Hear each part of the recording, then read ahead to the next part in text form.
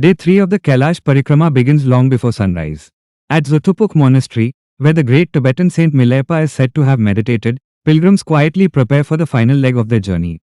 The air is crisp, the mountains silent, and the valley still wrapped in darkness.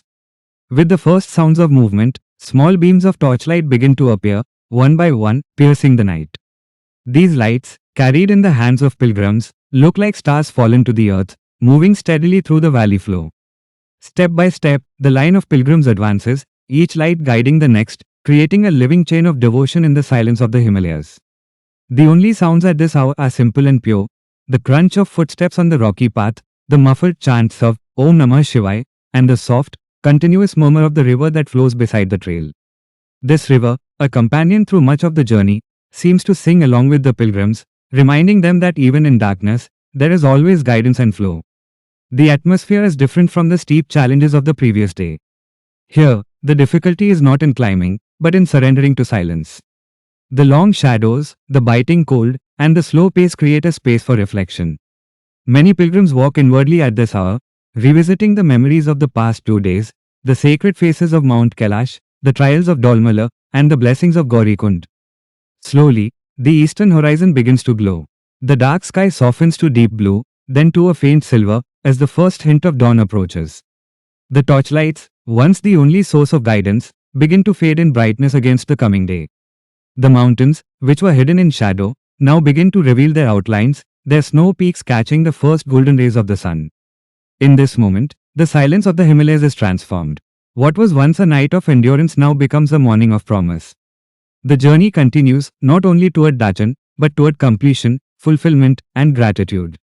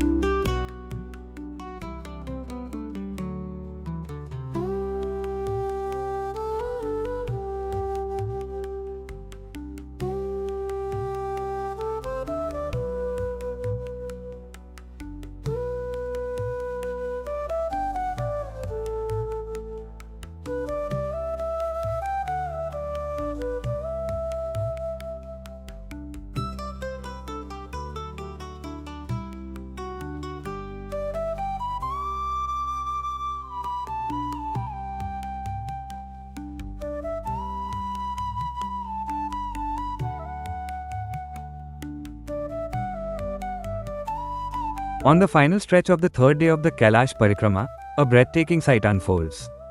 Piles of stones stand covered with colorful prayer flags fluttering in the wind, known here as Lanta. But among these stones, you also see old caps, clothes, shoes, and walking sticks left behind by pilgrims. At first, they may look like abandoned belongings, but they carry a much deeper meaning. Tibetan belief says that completing the Kailash Parikrama is not only a physical journey, but also a spiritual cleansing. By leaving behind clothes or caps, devotees symbolically shed their past self, their sins, sufferings, and ego. It is as if they are praying, "O Lord of Kailash, we surrender all our weaknesses at your feet. Bless us with a new life." For elderly pilgrims, this act is even more sacred. They place their belongings here as a final vow, whispering, "I may not return again, but my soul will always remain at Kailash." And as the wind carries the mantra Om Mani Padme Hum written on the flags across the four directions, it is believed that blessings flow to the entire world. Thus, the end of the parikrama is not truly an ending, it is the beginning of a new life for the soul.